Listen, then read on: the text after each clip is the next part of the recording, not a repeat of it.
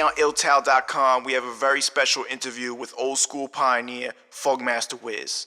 First, I just want to thank you for taking the time to do the interview, and let's get right into it. And why don't you just start off where you're from and how you got into hip hop? Well, I'm originally from Brooklyn, New York, but in my early days migrated to the Bronx. I started off as a b-boy originally, rolling with a couple of original breakdance crews back in the days, such as TBB, Rocksteady Crew, Rockwell Crew, Fantastic Four, the CC Brothers, CC Crew, you know, a whole host of brothers who was dancing on the floor. That was my first introduction. You know, I did a few years of that. I started going to jams and, you know, seeing DJs and MCs and being more aware that there was a whole nother aspect of this hip-hop thing going on just besides the b-boy and the breakdancing. So as I started going into jams more and watching the brothers on the microphone, such as Grandmaster Taz, Whipple Whip, T-Bone, Fantastic, Chase, Charlie Chase, brothers like that were my early influences who had, from me watching them, I was inspired to become a YBK. I really started getting off the dance floor, you know, because I was also kind of materialistic. So, you know, I like to look nice at the same time. So trying to have the slacks and all the moth neck and jewelry and, you know, trying to be fly, but getting on the floor, I, kind of scuffed up my shit a lot, you know, messed up some clothes and gathered some sneakers and still, you know. So I kind of, you know, faded off the b-boy a little bit, a whole lot. Once I started going to jams and seeing these brothers with the mic, and so I said, wow, you know, that's a whole nother level that I know that I probably would be more of an impact in. So after you stopped doing the b-boy thing, how did you get into rapping? Seeing Taz and them, like I said, performing, and from that day on, I pretty much became Wizard Wiz, and I was more of a storyteller. You know, I didn't write, you know, just usual rhymes that brothers just write. I was more like a storyteller. I had rhymes that was telling stories and stuff. So I became like a storyteller MC, and, you know, I had a little juice growing up. Me and Kaz lived on the same block in the same neighborhood, 184 Preston. The whole Preston area was pretty much me and his territory. We lived on the same block for a few years. Pretty much, you know, the high and by situation, what's up, you know, I pretty much intimidated a lot of people in the game, in my area, in that area where I'm from, because I was totally not doing what they was doing, you know. I was more outspoken, I was using profanity, I was raw, I was uncut, and that intimidated a lot of brothers, so they didn't really put me around, you know. When I came, it was like, oh shit, there go this dude, Wiz, and they already knew it was going to be a loud, boisterous situation. So that kind of turned brothers off who wasn't, you know, feeling that kind of influence in the game, because they was more, you know, want to be the fly guys and, you know, being, you know, protecting the women and, you know, being, you know, the players and shit. I wasn't on it like that. You know, I was just a lyrical nut. You know what I'm saying? A crazy, wild, and bugged out, you know, type of guy. I wanted to turn it up, really, back in those days. Can you tell everybody out there how you first came to know Tuff City and how you got your record deal with them? A brother, Magic Ray, I was working with, and these brothers called the Undefeated Three at the time. We had formed the group together, and Magic Ray was pretty much our DJ at the time. And we was getting familiar with one another, you know, because actually that name Undefeated Three was really Keeler Rock group at the time, you know, but he wasn't utilizing it. It was Keeler Rock, Vicious T, and somebody else, but then they figured out. So he asked me if I wanted to be a part of it. I said, sure, let's do it. It never got off the ground. You know, he went his separate ways and did Keeler Rock, and I just took that Undefeated Three name and kept that, and got this brother Easy G and my man Cool Supreme. And we continued the legacy. That really got it up, you know, with the clientele that it did produce. And with that, we started rocking as the Undefeated Three up in the Bronx, Grand Concourse, you know, up in the jams, you know what I'm saying, get a little clientele. And like I said, that really happened to be our DJ at the time, who he had a relationship or friendship or made a business introduction with Aaron Fuchs, who was then starting Tuff City Records. And Magic Ray had brought me a track, an actual record that Aaron Fuchs had given to a group called the Super 3. And the rumor was that they had it for like 3 months and wasn't able to do nothing with the track. It was really a corny track. I don't understand why, but I wrote it in one day. The next day I had the whole song written. Hook, bridge, chorus, everything was written. And, Aaron couldn't believe that. So we went in, had a meeting. He was impressed with my lyrical skills and how quick I did that. And, I already had some stuff done. I let him hear some stuff. And from then on, he offered us a deal. And pretty much that's how we got signed to Tuff City. I originally got signed as the Undefeated 3. We all got that deal. So, boom. We tried to work it out with Aaron. He wasn't moving at the pace that the brothers felt, was feasible for them. So they wanted to break off the deal with Aaron. They wanted to leave Tuff City Records. And Aaron was willing to let them go. But he told them, I'll let y'all go, but I ain't letting Wiz off. So why don't you tell us what it was like back then, in the early 80s in New York, going to the hip-hop clubs and performing and all of that? I really wasn't into the club scene a lot. I missed out on a lot of stuff because of my personal life and the life I was living in the streets. You know what I'm saying? Out of penitentiary, jail, stuff like that. I was, a knucklehead, man, back in them days. But at the same time, trying to be a father and trying to be a man. I really wasn't in the club scene like I should have been or, because my direction didn't allow me to, that privilege. But when I did hit the scene, I was I was the guy that intimidated people, really, just because of my dress code. I mean, everybody, again, like I said, brothers was, trying to look nice and fly, but I would come in with my whole Bellevue patient outfit on, the spikes, the boots, what I'm saying, the glass with the one eye and the handcuffs, the dog collars around my neck with the nails coming out, just all kind of the whole gadget that I put together. So my whole thing was different. Even, when I got on the mic, I was aggressive, I was loud, I was intimidating. So a lot of times you hear these stories about how crazy it was and people getting shot up in the clubs and everything and the drug dealers. So what was it really like back then, and what was exaggerated and what was real? Dudes was doing their thing. It wasn't a lot of violence. It wasn't no gunplay. Dudes would knuckle up. what I'm saying? Man up and man up, knuckle up, then, shake hands afterward, or either, we just don't, fuck with each other no more after that. You dig? But it wasn't a lot of violence and beef and all that. If it was a beef, it would be a lyrical beef. Dudes was, lyrical with their beef. You know what I'm saying? If it was between artists, brothers who was in the game. As far as knuckleheads in the crowd, you had a little pop a gun in it, pop a shot in the end, scatter the crowd and mess up the jam, and the brother got to come on in and tell them, knock it off, blah, blah. You had that once in a while, but you didn't have killings and shootouts and brothers, like we have it today. It was none of that, you know what I'm saying? As far as when I was on the scene in the years I contributed to it. So, it was just a party, having a good time. Everybody trying to have a good time. Dudes trying to get their groove on with the ladies. And, of course, the ladies trying to get their groove on with the brothers. So it was a party situation. Yeah, we was getting high. Brothers was dipping and dabbing and experimenting with all kind of, the toxins and stuff like that. But that came with the territory. So we all had our share of, dipping and dabbing and indulging, you know what I'm saying? So that's pretty much what was the scene as far as I remember. Yeah. So most people probably know you from your single Crack It Up, which is basically a pro-crack anthem. And why don't you just explain to us where the idea came from, what the reaction was when it came out, and why you had to go back and re-release the single with some of the words edited?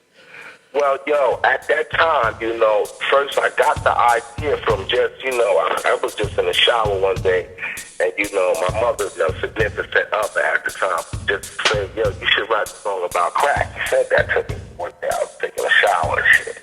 And I started saying, that's a great fucking idea, man.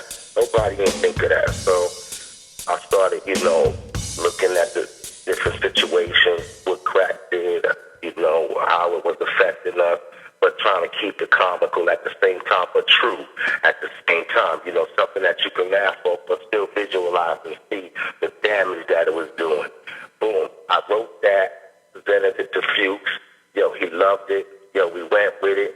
And, we felt it was going to be off the chain, which it really was. It was so off the chain that it scared the industry. It scared the radio play.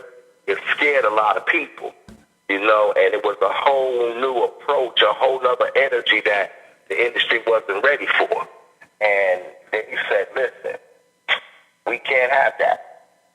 This guy's promoting the use of crack. And at the time when I was writing that particular joint, I wasn't looking at the fact that people might look at it like I'm promoting crack. That was not my intention. Even though I said crack it up, put it in a pipe, then smoke it, I didn't really pay attention to myself to know that, in the industry, they're not looking at it like you looking at it. You looking at it like fun and sounding fun and, making it rhyme and, how the hook don't sound. But they looking at it like you sending a message to tell people to do this. So when that was presented to us, I was floored because I was like, wow, I see what they're saying. But at that time, I wasn't looking at it from that perspective. So I understood. So now I understood that there was rules to this game.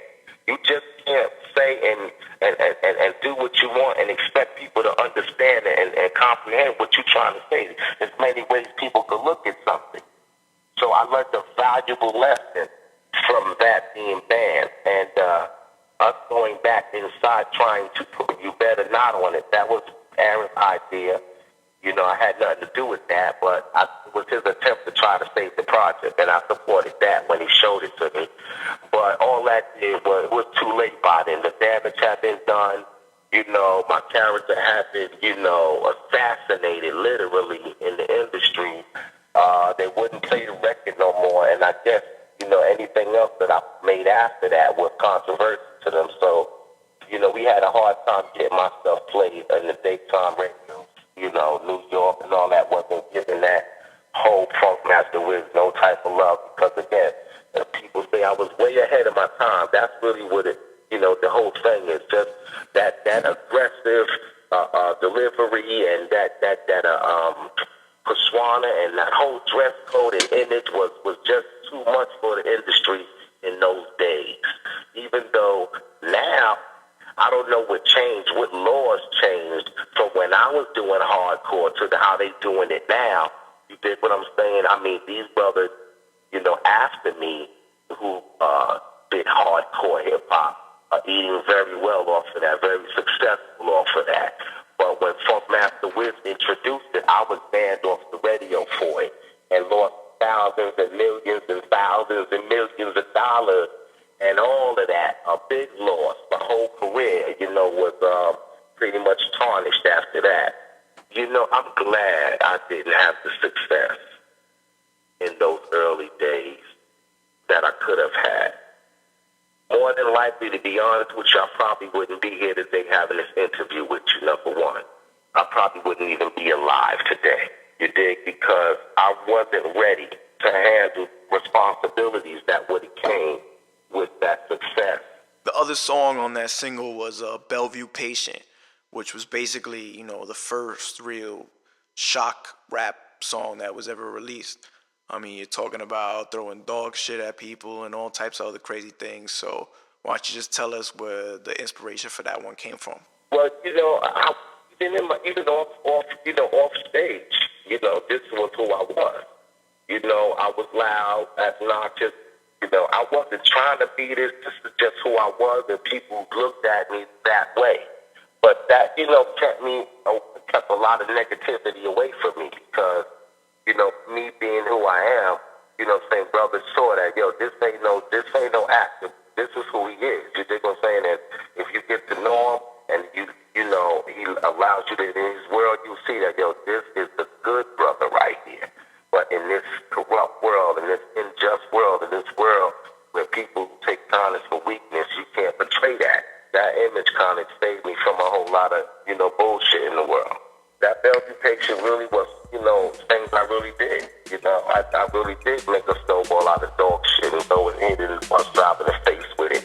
I really did, snatch a lady's pie and it could have been a pocketbook. I did those things. I was wild and I really, to be honest with you, I ain't gonna front. It was a pocketbook. I snatched out a pie. I just had to flip that for the record. You did, but to be honest with you, I was out there, man, on some real, young, wild, juvenile mentality stuff. So, I wrote about a lot of things I did. Some things I had to sweeten up, because it wasn't appropriate. But yeah, man, that was pretty much, growing up for me, man, it was really, everybody got their story and I got mine.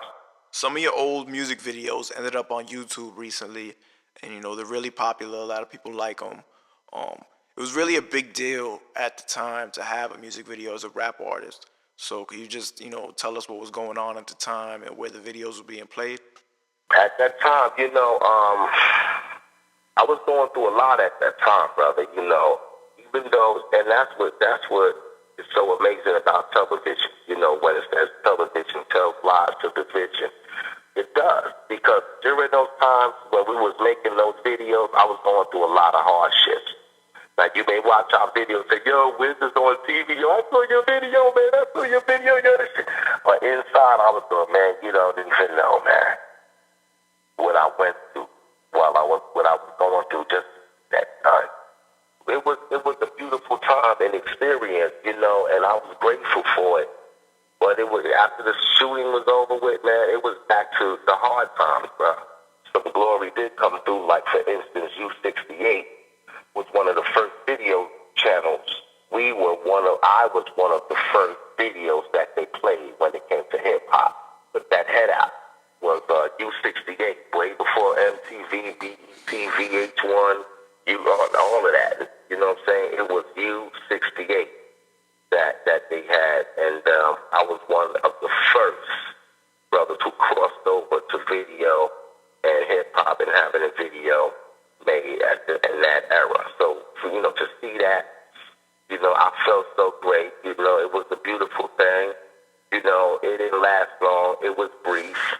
You know what I'm saying? It was no real compensation for it except the joy that it brought when I saw it on TV. But financially, it brought me no joy, really. At one point, you decided to change your name to Optimus Prime. Can you let us know what was behind the decision of that? Well, I don't know if you know, I had spent some time in the penitentiary, and when I was in Attica at the time, I had really sat back and started, doing some inventory of life. Me going into the penitentiary gave me the opportunity to reflect on myself. And I know you probably want to know why I was arrested. Well, yes, I was selling, drugs, cocaine. But during my bid and during my time, I was, reflecting. I was around a lot of older brothers, around a lot of wiser brothers. And, I still, of course, have my the energy that I radiated, made brothers want to radiate toward me. And I was around a lot of good brothers, man, a lot of wise brothers who was a lot of great, intelligent, strong brothers in the penitentiary, man, that if they had a chance, man, to, show their skills, man, they would contribute greatly to the world. But unfortunately, the society we live in, the conditions we live under. But Optimus Prime came about because while I was incarcerated, I did a lot of reading, studying, and I had embraced, the Islam at that time. And I was learning a lot about politics and world politics and history.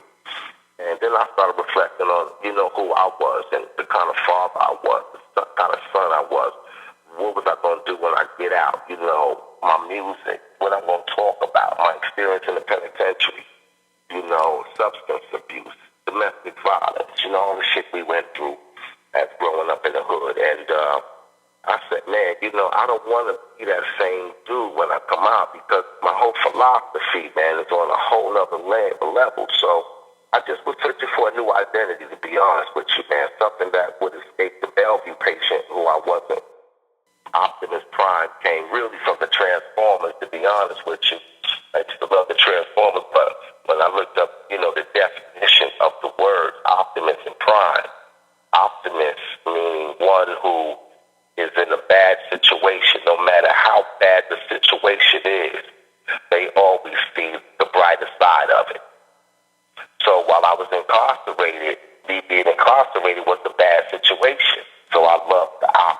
And then prime just meant number one, the best. And I attempted to have a whole new image. Again, was a great lesson being learned. Because I did a song on Tuff City record under that name, Optimus Prime. Of course, nobody knew who that was. And, you know, of course, I was trying to promote it. But then, you know, a brother said to me, said, yo, Wiz, I don't think that was a good idea because you already got too much history as Funkmaster Wiz. So why would you go and change your name now and basically try to start all over? That don't really make no sense. What you need to do is just go back to who you were. So going off of that, let's talk about somebody that you might have heard of before called Funkmaster Flex. That was a good one. Yo, you know, I'm going to get right to it. Yo, my gripe with this brother really started during my time in penitentiary. I was able to hear, you know, the radio stations, you know, in certain penitentiaries that I was in, you know, one particular night I happened to have the headphones on and I heard this guy, Funkmaster Flex. And of course, you know, I didn't know nothing about him. So when he first came out, those were the days I was incarcerated. Those were the years I was incarcerated. But, you know, I was doing my time. He was blowing up. And when I did come home, you know, he was the man. But, you know, as time went by, years went by. You know what I'm saying? We never bumped into each other. I never ran into him. But I would hear him blowing up, and I never would hear him give any props to Funkmaster Wiz at all. And so as the years went on, my anxiety to meet with him just increased. But it never happened, really.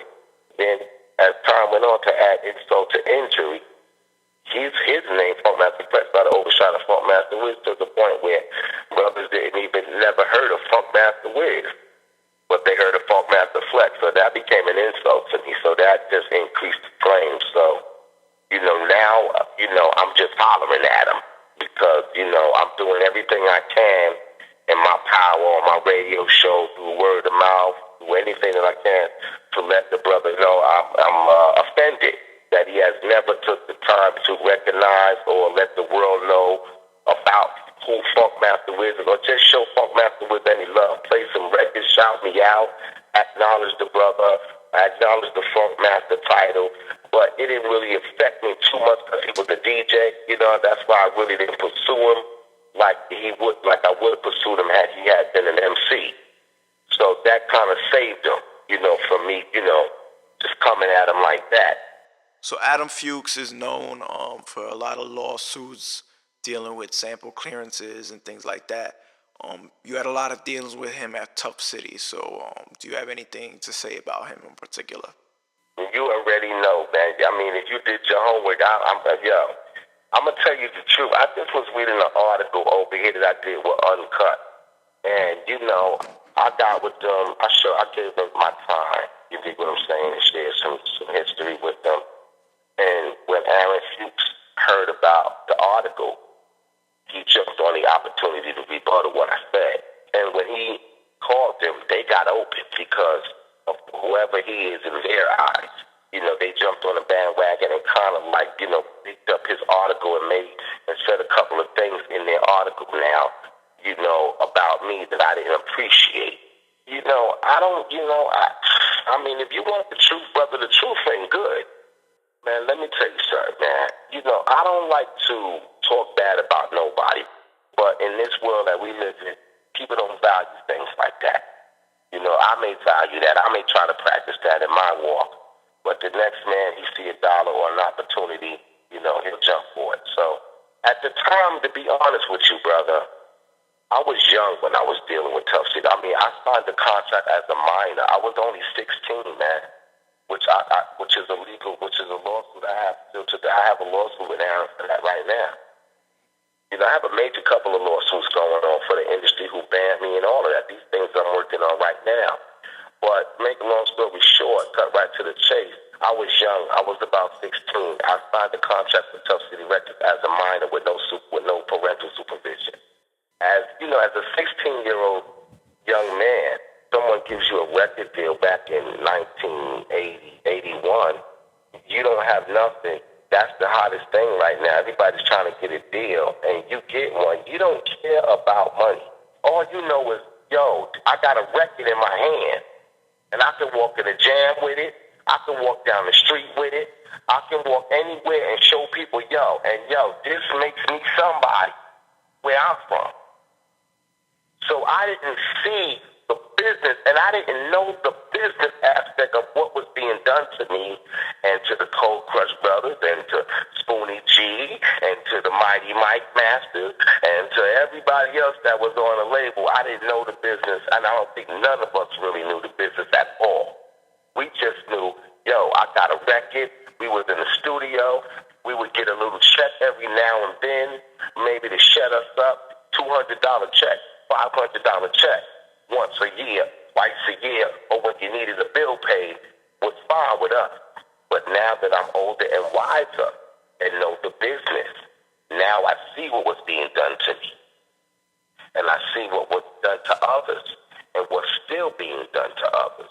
And what's been done to others before we even stepped in the game. Aaron Fuchs was just doing what he was taught to do, be a slave master. So what are you currently working on now? As you know, I live in Atlanta now. I have 12 children, 11 of them by one woman. We've been married almost 20 years. She is also my artist. She is Shahada Lockett. She is a phenomenal jazz, blue, R&B, soul, gospel, hip-hop singer. I mean, her dilemma is that she's too versatile. She can step in any arena from gospel to jazz. You can look her up on YouTube to see her work, and you can judge for yourself. Basically, you've been around hip-hop since it started, and you grew up around it your whole life. So coming from that perspective, what do you think of today's hip-hop? I don't really get into the music today of what they're playing on the radio. I just don't think that's hip-hop at all. So no disrespect, but disrespect, because to me that's not hip-hop. I call it flip-flop.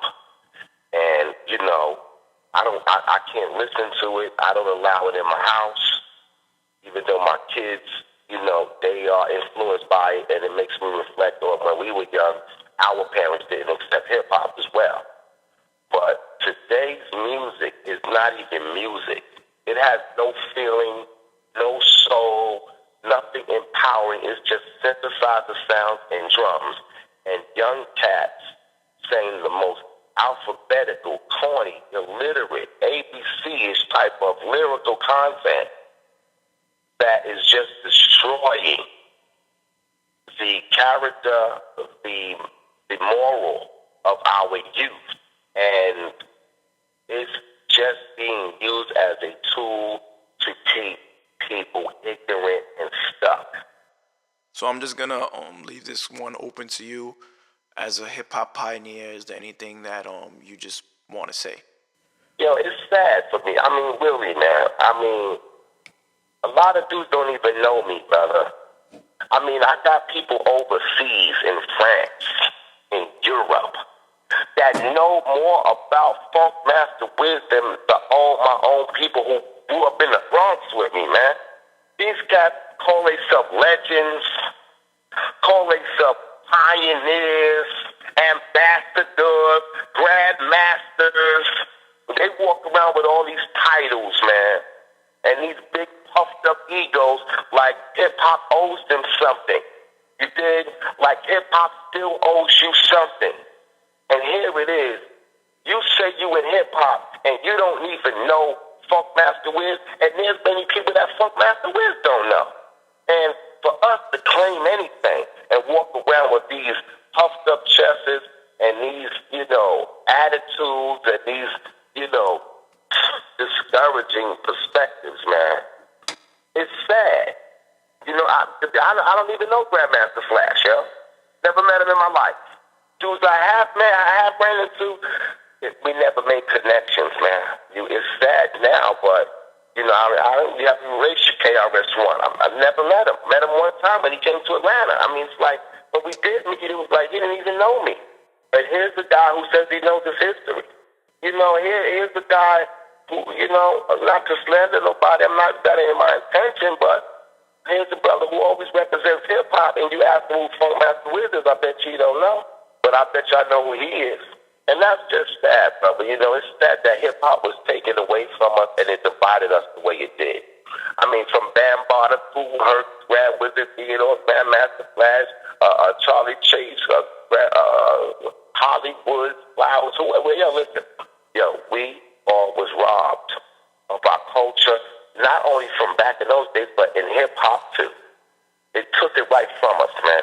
And look at all these legends, these pioneers, these grandmasters and blastmasters, all broke. All broke. Still living in the projects.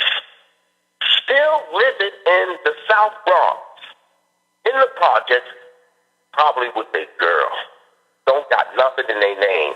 No credit. Ain't even driving. Still taking a train. Broke. Still calling Aaron Fuchs begging for something. But you hating on the next brother who broke like you, who went through the same slave trade that you went through in the recording industry. You can't shake his hand. You can't call him and say, how you doing, my brother? Yo, it's been like 30 years we've been in the game. We never got familiar. Yo, I just want to, reach out to you. We can't do that, bro. We see a brother climbing. They won't call Funkmaster's radio station and support me. I ain't got one call from one so-called legend, from one so-called pioneer, except maybe Pow Wow from the Soul Sonic Force. He's the only one that I can recollect off the top of my head. And I know everybody. Kaz, Tila Rock, Special K, Almighty, everybody. The few that know, that's listening, will they call in and support a brother? Will they call in and say something positive and empowering to the people? No. They'll sit back and hate on you. Like, I owe you something. Well, if I owe you something, please let me know so I can pay it to you, man. So you can get the bitch asses out your life. Case closed. For anybody that does want to reach out to you and hit you up, where can they get in contact with you? I got funkmasterwiz.com. That's my webpage. I'm Funkmaster Wiz Twitter, Funkmaster Wiz MC Facebook. Yeah, that's pretty much it. My Blog Talk Radio was on Monday nights. Blog Talk Radio /Funkmaster Wiz from 8 to 10 p.m. It's titled SMW, live in the studio.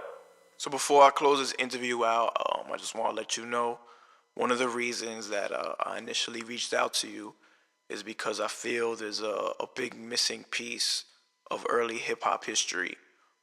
You go from Sugar Hill Gang and skip to Run DMC and then, KRS-One and Big Daddy Kane. And what a lot of people don't realize is, there was a lot of other hip-hop acts that came out, between those times. And I'm just trying to get the knowledge out there before it's gone forever. We're lucky enough that this genre was born, not that long ago. So the pioneers that built it are still around. So I'm just trying to, document their history so that it's not lost forever. Yeah, I truly appreciate you, brother, more than you know. Because number one, I'm not used to nobody doing nothing for me, brother. You dig? I know how to, give and be there for other people and come to the rescue. I'm known for that. But when somebody shows me love, I'm not used to that, brother. So I want you to know, I don't know you like that, brother, which makes it even more greatly appreciated. So take my words to the heart, brother. I truly appreciate you, man. I truly appreciate you taking the time to think about me, man, when you don't know me from a hole in the wall, bro.